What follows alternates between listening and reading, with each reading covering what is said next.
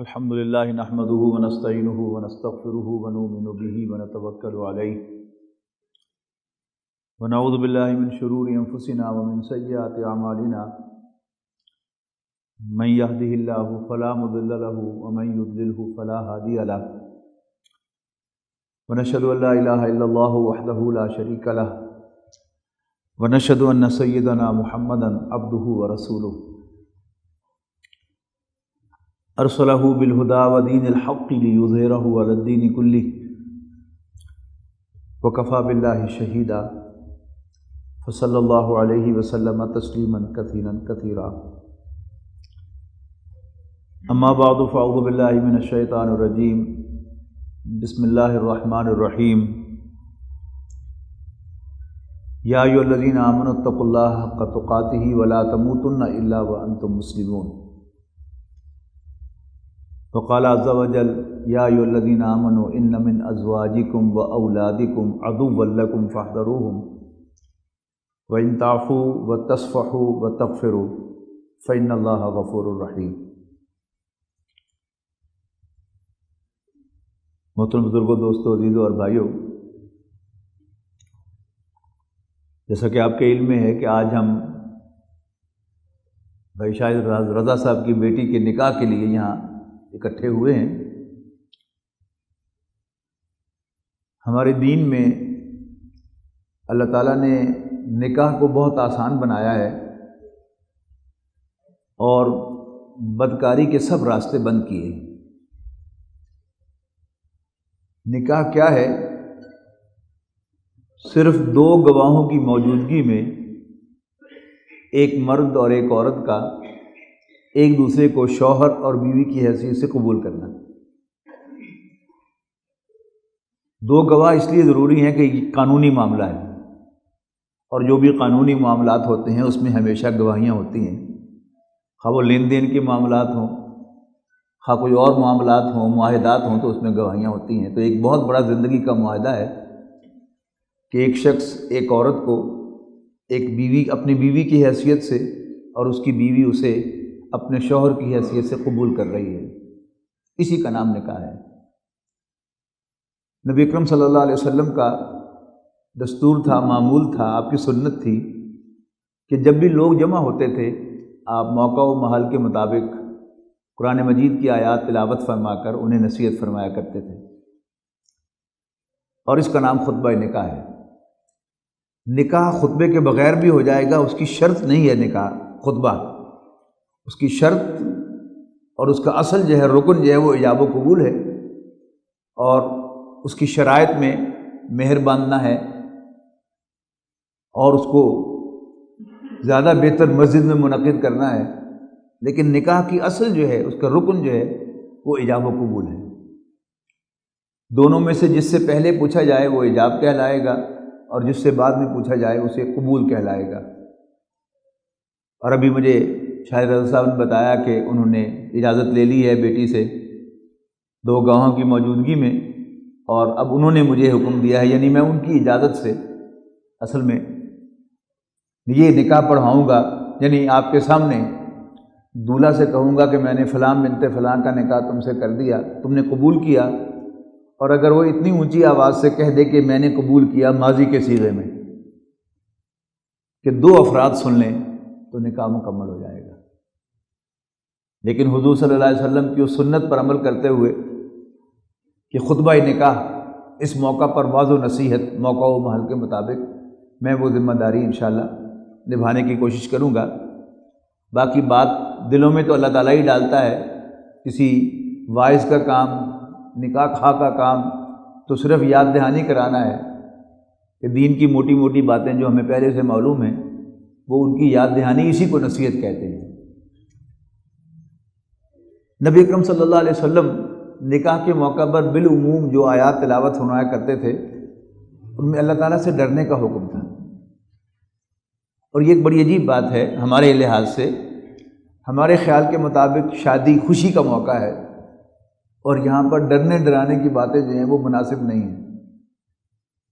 لیکن کون سی بات کہاں کہنے کی ہے، کون سی بات مناسب ہے، کون سی مناسب نہیں ہے، اس کا فیصلہ کرنے کا اختیار نبی اکرم صلی اللہ علیہ وسلم کے پاس ہے، اور ان سے بڑھ کر کوئی نہیں جانتا کہ کون سی بات کس موقع پر کہنے کی ہے اور کون سی بات کس موقع پر کہنے کی نہیں ہے۔ قرآن مجید کا اگر ہم طاہرانہ جائزہ بھی لیں تو شاید قرآن مجید میں جو حکم سب سے زیادہ دیا گیا ہے وہ اللہ سے ڈرنے کا حکم ہے۔ اتق اللہ، اتق اللہ، اللہ سے ڈرو، اللہ سے ڈر۔ ہمارے دین کی اصل روح یہی ہے۔ قوانین، ضوابط یہ دھرے کے دھرے رہ جاتے ہیں اگر انسان کے دل میں خوف خدا نہ ہو، اگر انسان کے دل میں اللہ کا خوف نہ ہو، اللہ تعالیٰ کے حضور پیشی کا احساس نہ ہو، اس کا ڈر نہ ہو کہ میں نے پیش ہو کر اپنے ایک ایک عمل کا حساب پیش کرنا ہے، اسی کا نام تقویٰ ہے۔ تو ان آیات میں سے جو آیت میں نے آپ کے سامنے تلاوت کی ہے وہ سورۃ آل عمران کی ایک مختصر سی آیت ہے، یا ایھا الذین آمنوا اتقوا اللہ حق تقاتہ ولا تموتن الا وانتم مسلمون۔ اے ایمان والو، اللہ سے ڈرو جیسا کہ اس سے ڈرنے کا حق ہے۔ یعنی انسان چھوٹے سے کم ڈرتا ہے، جو اپنے سے بڑا ہو لیکن چھوٹا ہو اس سے کم ڈرتا ہے، بڑے سے زیادہ ڈرتا ہے۔ اب حالات کچھ بدل گئے ہیں، لیکن جو میری عمر کے لوگ ہیں یا میرے قریب قریب کی عمر کے لوگ ہیں وہ بڑے بھائی سے ڈرتے تھے، لیکن والد صاحب سے زیادہ ڈرتے تھے، اس لیے کہ والد صاحب جو ہیں وہ بڑے بھائی سے بھی بڑے تھے، اور والد صاحب کے احترام کا یہ عالم ہوتا تھا کہ مجھے نہیں یاد کہ کبھی میں نے والد صاحب کی آنکھوں میں آنکھیں ڈال کے دیکھا ہو، اور میری ایج گروپ کے لوگوں کا بھی یہی، سب کا یہی حال ہوگا کہ بیٹے کو اسے آؤٹ آف رسپیکٹ کہہ لیں، عزت کی وجہ سے، احترام کی وجہ سے، یا جو روب ہوتا تھا والد کا اس کی وجہ سے کبھی بیٹا والد سے آنکھوں میں آنکھیں ڈال کے بات نہیں کرتا تھا۔ اب والد سے کہیں بڑا، کہیں بڑا، کہیں بڑا وہ اللہ رب العالمین ہے، تو اس سے کتنا ڈرنا چاہیے اس کا حکم دیا گیا ہے۔ یا ایھا الذین آمنوا اتقوا اللہ حق تقاتہ، اے ایمان والو اللہ سے ڈرو جیسا کہ اس سے ڈرنے کا حق ہے۔ جب یہ آیت نازل ہوئی تو صحابہ کرام ڈر گئے، اللہ کے رسول، اللہ سے ڈرنے کا حق ادا تو ہم نہیں کر سکتے۔ تو تسلی دی گئی سورہ تغابن کی ایک آیت میں کہ فاتقوا اللہ ما استطعتم، جس قدر ہو سکے اللہ تعالیٰ سے ڈرو۔ لیکن یہاں پر وہ پریکٹیکل بات یہاں بھی کہہ دی اس آیت میں کہ ولا تموتن الا وانتم مسلمون، دیکھنا تمہیں موت نہ آنے پائے مگر اس حال میں کہ تم مسلمان ہو۔ مسلمان ہونے کے دو معنی ہیں، ایک اس کے لفظی معنی ہے، اسلام کے معنی ہے سبمٹ کرنا، اطاعت کرنا، سر تسلیم خم کرنا، تو تمہیں موت نہ آئے مگر اس حال میں کہ تم اللہ تعالیٰ کے سامنے جھکے ہوئے ہو، اس کے فرمان بردار ہو۔ لیکن اسلام کی ایک اصطلاحی معنی ہے، وہ کیا ہے کہ اسلام ہمارا دین ہے، الا وانتم مسلمون، دیکھنا مرنے نہ پانا مگر اس حال میں کہ تم مسلمان ہو۔ میں نہیں سمجھتا کہ آج کی اس محفل میں کوئی نو مسلم بھی ہوگا کہ جس نے خود مطالعہ کر کے، غور و فکر کر کے اسلام قبول کیا ہو۔ ہم سب کون ہیں؟ اللہ تعالیٰ کے انتہائی ممنون احسان لوگ ہیں کہ اللہ تعالیٰ نے ہمیں مسلمان گھرانوں میں پیدا کیا۔ پیدا ہوتے ہی ہمارے کان میں آذان دی گئی، جو ہی ہم نے ہوش سنبھالی اپنے والدین کو نماز پڑھتے دیکھا، قرآن مجید کی تلاوت کرتے دیکھا، رمضان کے روزے رکھتے دیکھا، اپنے والدین کو، عزیز و اقارب کو حج پہ جاتے دیکھا۔ سال کے بعد ہمارے کانوں میں زکوٰۃ کا لفظ جو ہے وہ پڑھنا شروع ہو گیا کہ یا زکوٰۃ لینے کی بات شروع ہوئی تنگ دست گھرانوں میں، یا زکوٰۃ دینے کی بات ہوئی جو متمول گھرانوں کے اندر جنہوں نے زکوٰۃ ادا کرنی تھی۔ تو یہ ہم پر اللہ تعالیٰ کا احسان ہے۔ ہم بہت گئے گزرے ہیں، دین سے بہت دور ہو گئے ہیں، لیکن آج بھی اللہ تعالیٰ کا ہم پر یہ احسان ہے کہ ہم مسلمان ہیں۔ مسلمان کسے کہتے ہیں؟ یہ پر ہمارا ذہن بہت واضح ہونا چاہیے مسلمان کہتے ہیں حضرت محمد مصطفیٰ صلی اللہ علیہ وسلم کو اللہ کا رسول ماننے والے کو، اور ان کی لائی ہوئی ہر بات کو حرف آخر سمجھنے والے کو۔ الایمان و تصدیق بما جاء بہ النبی صلی اللہ علیہ وسلم، ایمان نام ہے ہر اس بات کو سچا قرار دینے کا جو نبی اکرم صلی اللہ علیہ وسلم بحیثیت نبی بحیثیت رسول لے کر آئے۔ یعنی نبوت و رسالت کے اعلان سے پہلے تو مکے والے آپ کو سچا کہتے تھے، لیکن نبوت کے اعلان کے بعد انہوں نے آپ کو سچا ماننے سے انکار کر دیا۔ تو اسلام کیا ہے؟ نبی اکرم صلی اللہ علیہ وسلم کو اللہ کا رسول ماننا۔ ہمارے کلمے کے 2 جز ہیں، لا الہ الا اللہ، محمد الرسول اللہ۔ گواہی دینا کہ اللہ تعالیٰ کے سوا کوئی عبادت کے لائق نہیں ہے، اور اس بات کی گواہی دینا کہ حضرت محمد صلی اللہ علیہ وسلم اللہ کے رسول ہیں۔ اگر اختصار کرنا ہو تو اس کا اختصار محمد الرسول اللہ ہے، لا الہ الا اللہ نہیں ہے۔ کیوں؟ اس لیے کہ لا الہ الا اللہ میں محمد الرسول اللہ شامل نہیں ہے، لیکن محمد الرسول اللہ میں صلی اللہ علیہ وسلم لا الہ الا اللہ شامل ہے، اس لیے کہ نبی اکرم صلی اللہ علیہ وسلم کی لائی ہوئی سب سے پہلی تعلیم کیا ہے؟ لا الہ الا اللہ۔ یہ بات میں کیوں واضح کر رہا ہوں؟ جو ہوائیں چل رہی ہیں الحاد کی، کفر کی، ان کے زیر اثر اگر میں آپ سے یہ سوال کرتا کہ اسلام کو ایک لفظ میں بیان کریں تو شاید آپ سب کہتے کہ اسلام دین توحید ہے۔ فیصل آباد ڈویژنل ماڈل اسکول میں میرا نواسا پڑھتا ہے، جب وہ پریپ میں تھا تو یہی دن تھے، تو اس کی نانی یعنی میری بیوی اس کو دینیات کے وائوے کی تیاری کرا رہی تھی، زبانی امتحان کی۔ تو میں باتھ روم سے نکلا مسجد جانے کے لیے تو میرے کان کھڑے ہوئے، سوال تھا ہمارا عقیدہ کیا ہے؟ جواب تھا اللہ کو ایک ماننا۔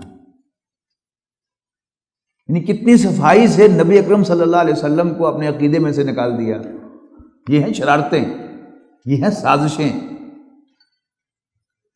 دیکھیے، جب ہمارے بڑے، ہمارے آباء و اجداد صوفیاء کرام کے ہاتھ پر اسلام لائے،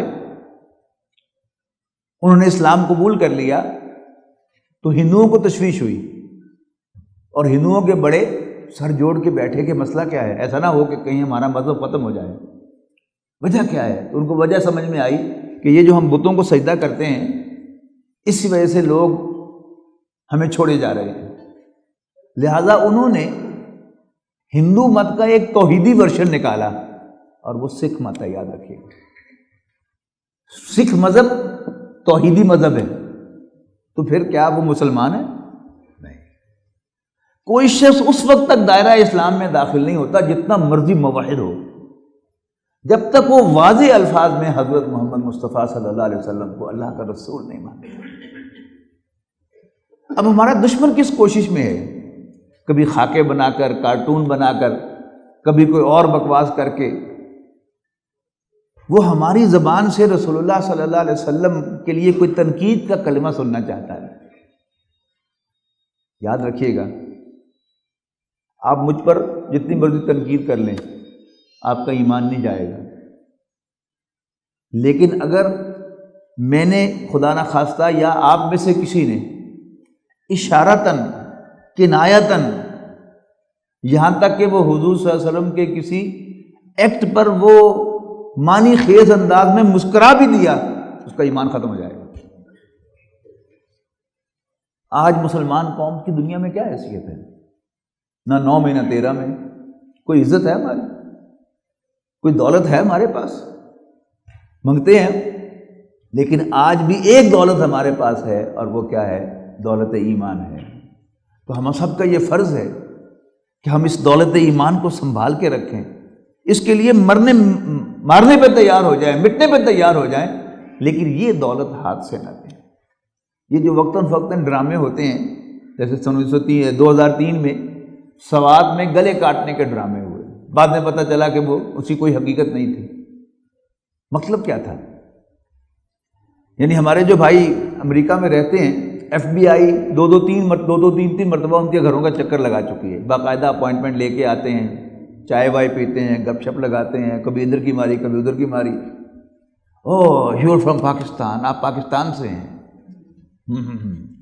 what is your view about Osama? Osama bin Laden اس وقت فور فرنٹ پہ تھے. تو ہم میں سے کوئی شخص جو ہے کہ ہمارا کوئی بھائی جو ہے وہ مکر گیا بالکل کہ ہو اسامہ، کون اسامہ؟ میں نے تو کبھی اس کا نام بھی نہیں سنا. تو زیر لب وہ مسکرائیں گے لیکن بہرحال ایمان نہیں گیا. پھر انہوں نے پوچھا کہ واٹس یور ویو اباؤٹ سید مودودی؟ اب بے شک اس کی بیسمنٹ میں مولانا مودودی کی ساری کتابیں پڑھی ہوئی ہوں، وہ مکر جائے کہ میں نے مولانا مودودی کا کبھی نام نہیں سنا، میں تو مسلم لیگی ہوں. تو مسکرائیں گے وہ لیکن ایمان نہیں گیا. کوئی کہے do you agree with doctor Israr? کہ ڈاکٹر اسرار جو ویوز پیش کرتے ہیں، جو نظریات پیش کرتے ہیں، تمہیں ان سے اتفاق ہے؟ اور ہمارا بھائی جو ہے وہ انکار کر دے کہ نو آئی بیڈلی ڈفر ود ہم، مجھے ان سے شدید اختلاف ہے. خواہ ڈاکٹر صاحب کی ساری کیسٹ جو ہے اسے ان کی بیسمنٹ بھری ہوئی. اس نے غیر اخلاقی حرکت کی، جھوٹ بولا لیکن ایمان تو نہیں گیا. پھر اس نے آگے پوچھا کہ یہ جو پاکستان میں گلے کاٹے جا رہے ہیں اس کے بارے میں تمہارا کیا خیال ہے؟ تو جو کچھ اس نے اینکروں سے سنا تھا وہ سارا اس نے کہہ دیا کہ یہ درندگی ہے، یہ سفاکی ہے، اس کا اسلام سے کوئی تعلق نہیں ہے. اب ایک دفعہ یہ پوچھ کر چلے گئے،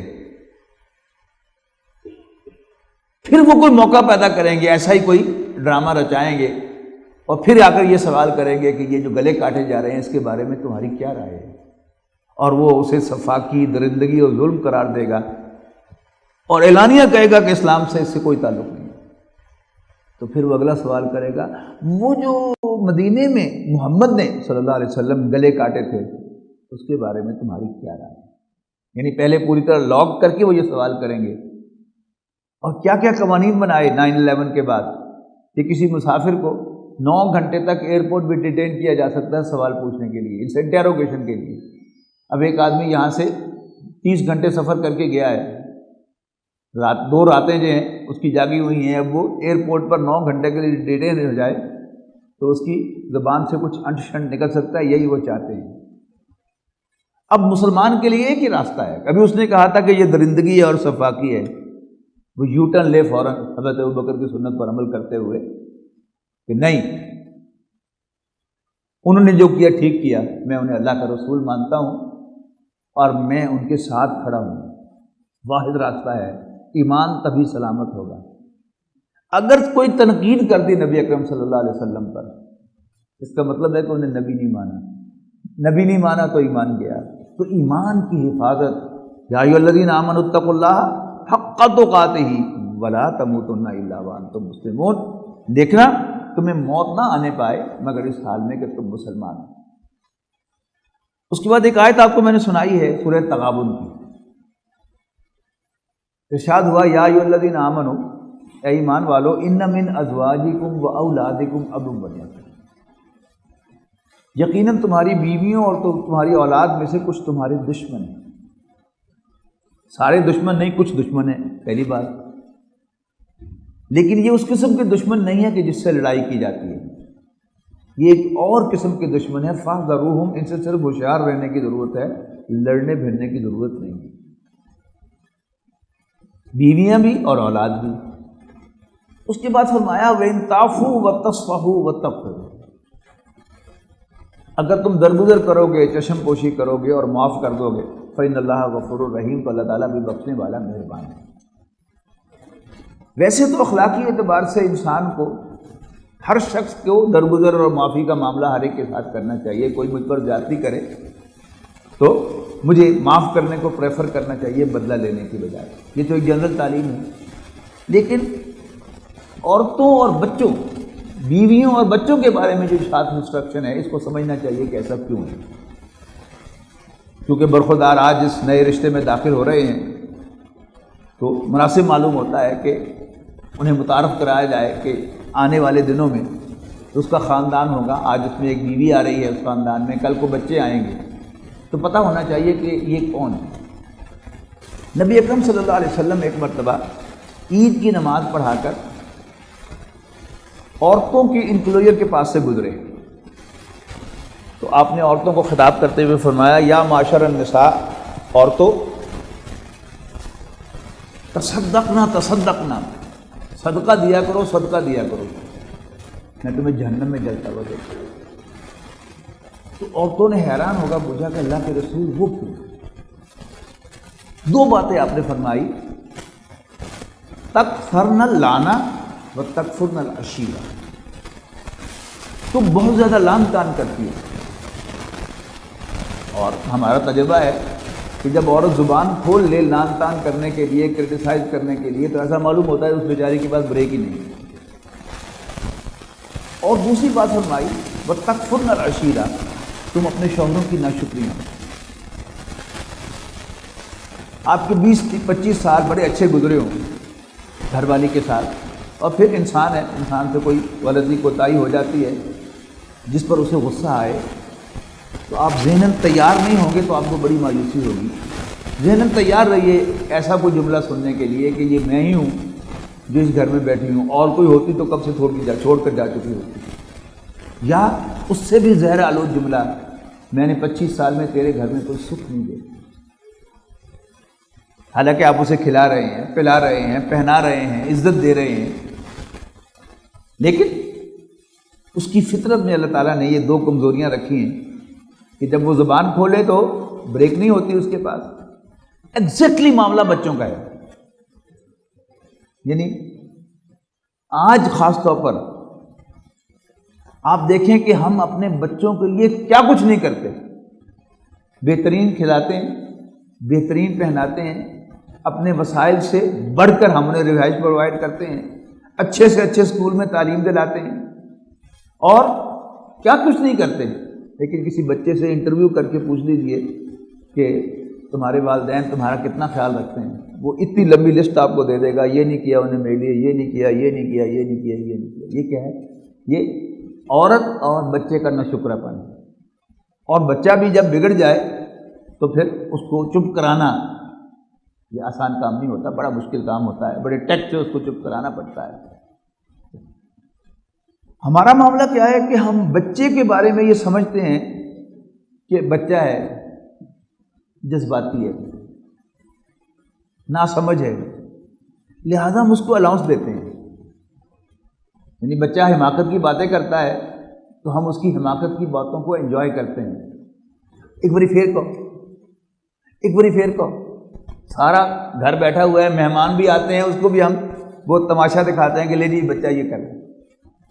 لیکن عورت کے بارے میں ہم اس کو کوئی الاؤنس دینے کو تیار نہیں ہوتے، حالانکہ جیسے ایک جبلی کمزوری یہ بچے کی ہے، ایسی ہی جبلی کمزوری یہ عورت کی ہے۔ تو اگر ہم اس بات کو سمجھ لیں، نبی اکرم صلی اللہ علیہ وسلم نے جو دو کمزوریاں عورتوں کو بتائیں کہ یہ دو کمزوریاں ہیں تمہاری جو اگر تم نے کنٹرول نہ کیا تو جہنم میں لے جائیں گے، زبان درازی اور ناشکرا پن۔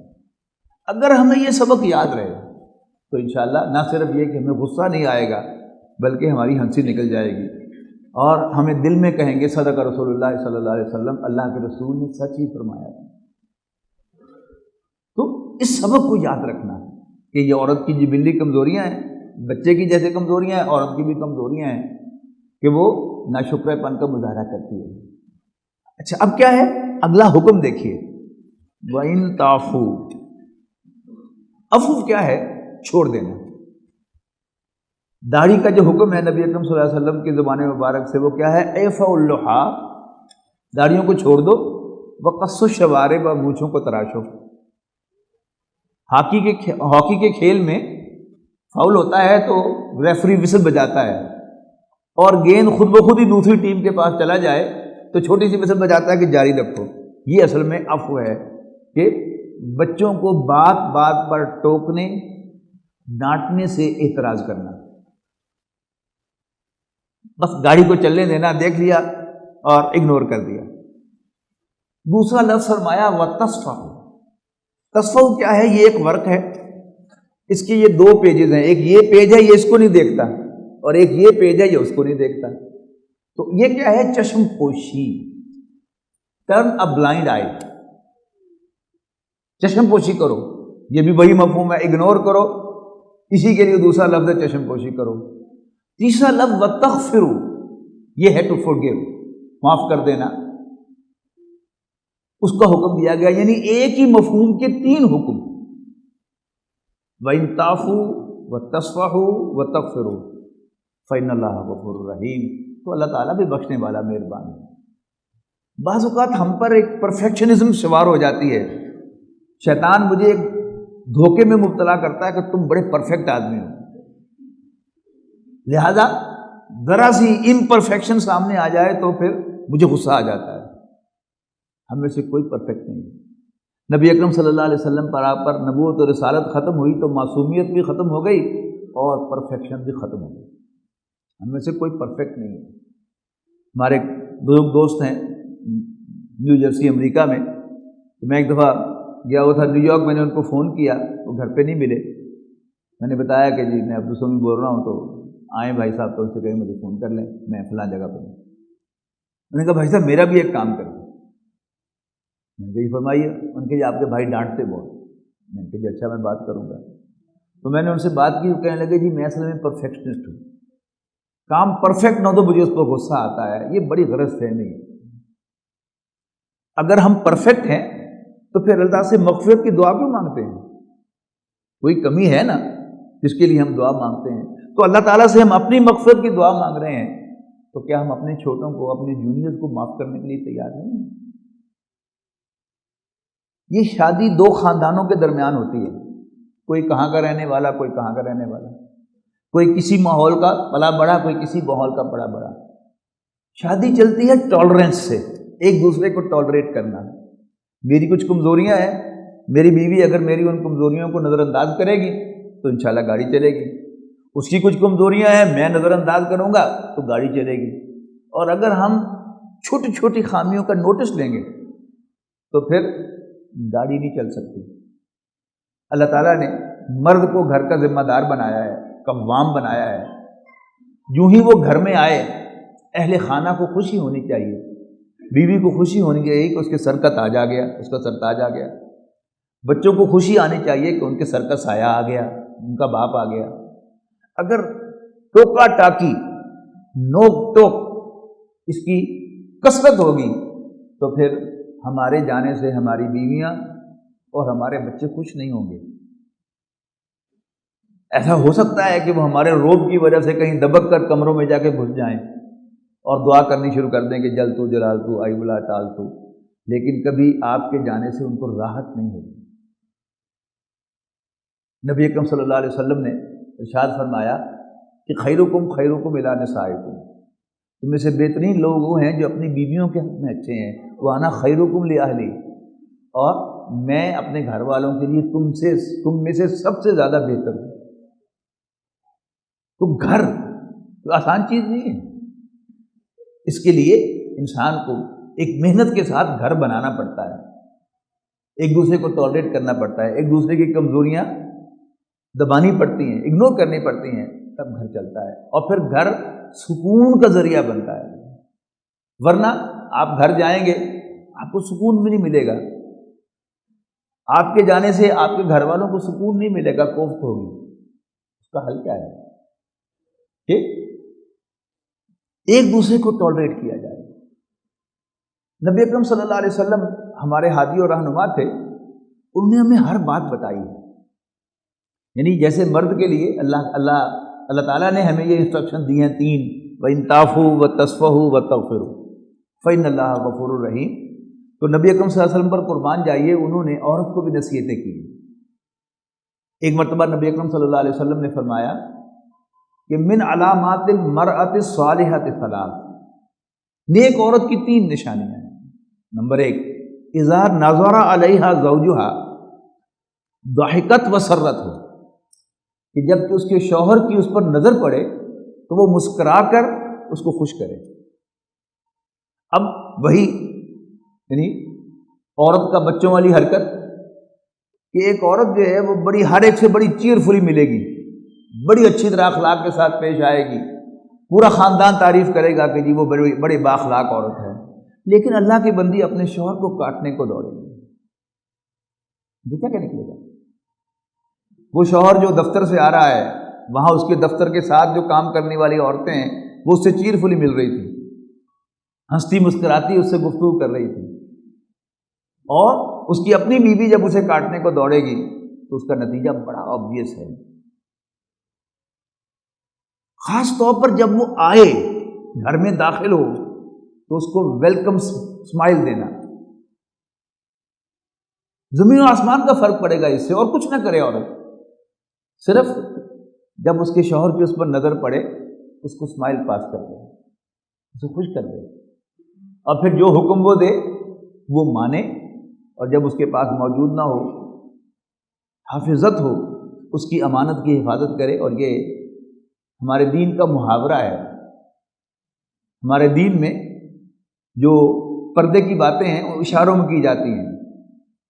نبی اکرم صلی اللہ علیہ وسلم نے اس کو واضح کیا، اپنے آخری خطبے میں عورتوں کے حقوق بیان کیے، اور پھر فرمایا کہ تمہارا ان پر ایک ہی حق ہے کہ وہ تمہارے بستر کے پاس کسی اور کو نہ جانے۔ اشارہ ہو گیا، یعنی جو مرد کی امانت ہے عورت کے پاس، اس امانت کی حفاظت کرے، اس میں کہیں کوئی خیانت جائے نہ ہونے دے۔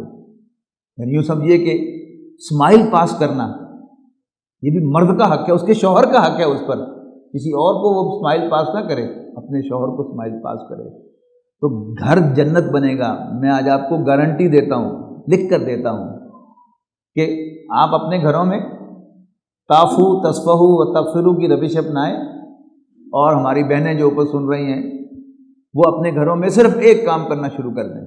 مجھے یقین ہے کہ سب پاک باز ہیں الحمدللہ، لیکن یہ جو معاملہ ہے کہ شوہر کو ویلکم کر کے، اسمائل کر کے ویلکم کرنا، مسکرا کر اس کا خیر مقدم کرنا، اس کا استقبال کرنا، اس کی روش جو ہے وہ اپنا لیں، آپ کو انشاءاللہ دنوں میں گھر جو ہے وہ جنت کا نقشہ پیش کرنے لگے گا، ایک سکون کی جگہ محسوس ہوگا، ایک بڑا آئیڈیل ہوگا۔ تیسری بات جو میں عرض کرنا چاہتا ہوں وہ یہ ہے کہ خطبہ نکاح میں بالعموم نبی اکرم صلی اللہ علیہ وسلم کی 2 حدیثیں کوٹ کی جاتی ہیں، وہ بھی آپ کو سنا دیتا ہوں۔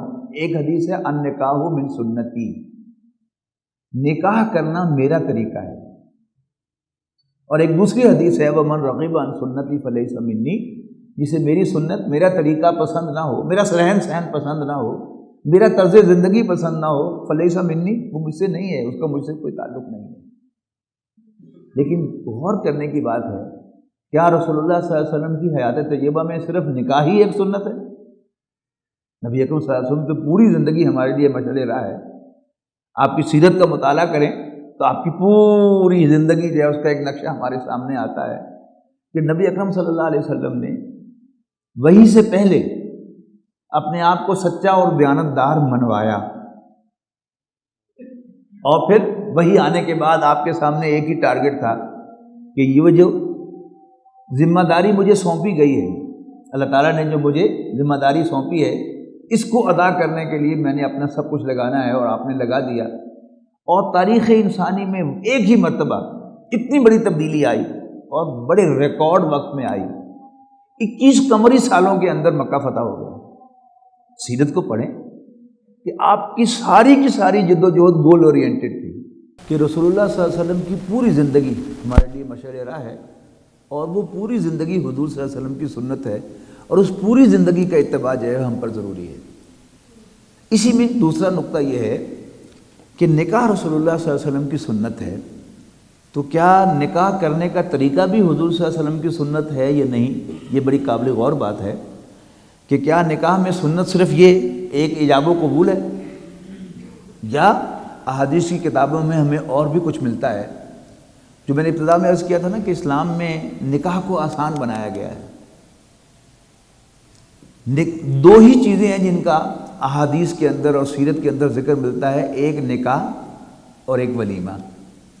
نکاح کے بارے میں ایک حدیث ہے کہ اعلنوا ھذا النکاح واجعلوہ فی المساجد، اس نکاح کا اعلان کیا کرو اور اسے مساجد میں منعقد کیا کرو، تاکہ تمام اہل محلہ پہچان لیں کہ یہ برخوردار جو ہیں یہ شاہد صاحب کے داماد ہیں، یہ اس گھر میں آئیں گے، شاہد صاحب کی بیٹی ان کے ساتھ آئے گی جائے گی۔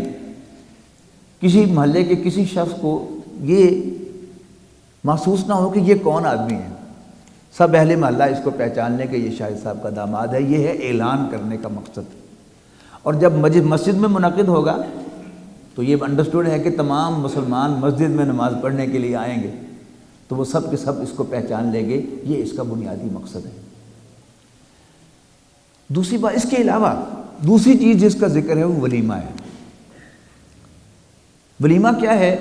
یہ دولہا کی طرف سے شادی کی خوشی ہے اپنے دوستوں اور احباب کے ساتھ۔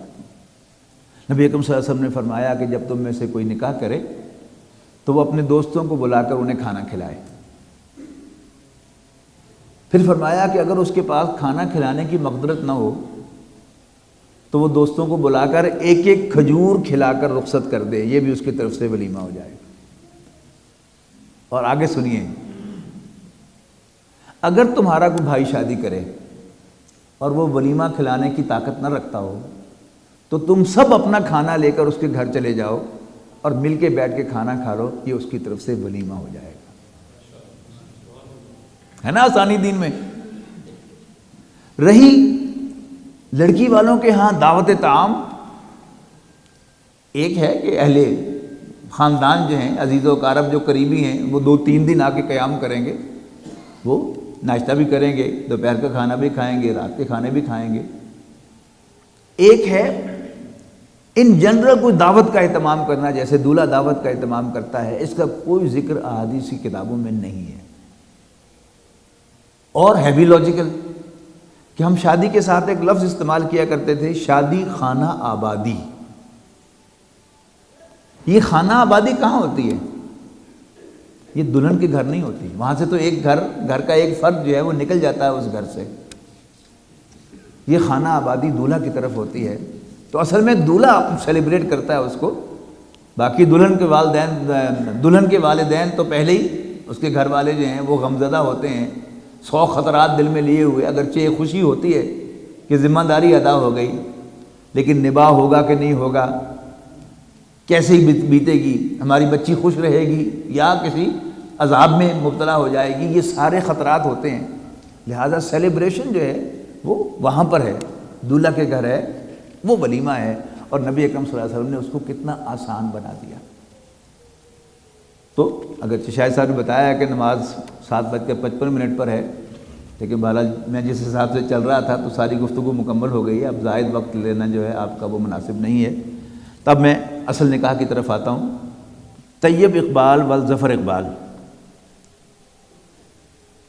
میں نے عزیزہ نور فاطمہ دختر شاہد رضا کا نکاح دلہن کے والد اور وکیل کی اجازت سے 50,000 روپے اور 10 تولے سونا بطور حق مہر کے اس کے ساتھ آپ سے کیا۔ آپ نے قبول کیا؟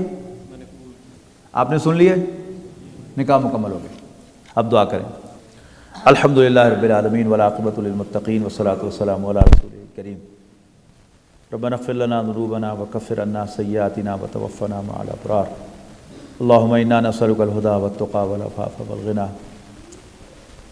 یا اللہ ان دونوں کے درمیان الفت و محبت پیدا فرما۔ یا اللہ ان دونوں کو ایک دوسرے کے لیے ایثار کرنے کی توفیق عطا فرما۔ یا اللہ ان کے درمیان وہ محبت پیدا فرما جو تو نے اپنے بندے اور پیغمبر حضرت محمد صلی اللہ علیہ وسلم اور حضرت خدیجہ کے درمیان پیدا فرمائی تھی، اور جو الفت و محبت تو نے اپنے پیغمبر حضرت محمد صلی اللہ علیہ وسلم اور حضرت عائشہ کے درمیان پیدا فرمائی تھی۔ یا اللہ اس نکاح کو دونوں خاندانوں کے درمیان بھی الفت و محبت کا ذریعہ بنا۔ یا اللہ ان دونوں کو بھی اپنا فرما بردار بنا، ہم سب کو بھی اپنا فرما بردار بنا۔ ان دونوں کو بھی اپنے پیغمبر حضرت محمد صلی اللہ علیہ وسلم کی سنت کے مطابق زندگی گزارنے کی توفیق دے، اور ہم سب کو بھی اس کی توفیق دے کہ ہم بھی اپنی زندگیوں کو نبی اکرم صلی اللہ علیہ وسلم کی سنت کے مطابق گزاریں۔ یا اللہ ہم سب کا یہاں آنا قبول فرما، اس نکاح کو باعث برکت بنا۔ یا اللہ ان دونوں کو نرینہ اولاد نصیب فرما۔ یا اللہ ان دونوں کو مسلمان رکھ، ان کی زندگی بھی اسلام پر گزرے، اور جب یہ دنیا سے جائیں تو یہ حالت اسلام میں جائیں۔ یا اللہ ہم سب کو بھی یہ چیز عطا فرما، ہمیں اسلام پر زندہ رکھ اور ایمان کی حالت میں ہمیں موت نصیب فرما۔ ربنا تقبل منا انک انت السمیع العلیم وتب علینا انک انت التواب الرحیم۔ صلی اللہ تعالی علی رسولہ خیر خلقہ۔